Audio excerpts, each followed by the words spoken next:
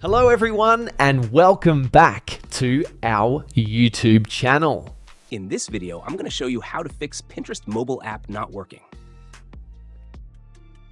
First, we'll start with something very simple, yet powerful.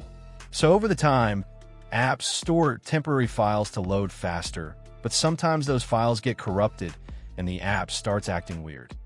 To resolve this issue, we will first head over to our device settings. From here, scroll down and tap on General. Once you're in the General Settings tab, look for iPhone Storage option and tap on it. Over here, you can either search for the app or you can scroll down and look for it. Then tap on the app. On the next screen, you need to tap on the Offload app option. A confirmation pop-up will come up.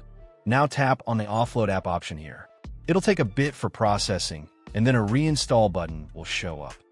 Simply tap on it to reinstall the app. This should resolve the issue, but if it doesn't, then you need to check if the app is running an older version.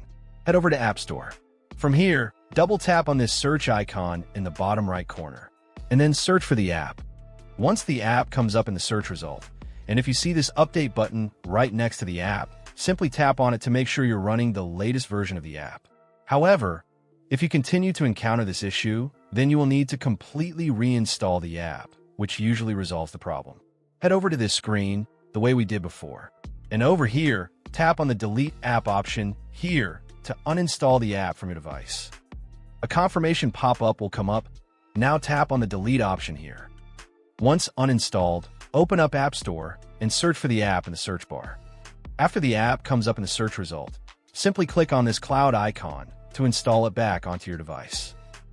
Hopefully, this resolves the issue. If it does, consider sending a super thanks to support our channel. And also don't forget to hit the subscribe button. We'll see you in the next video.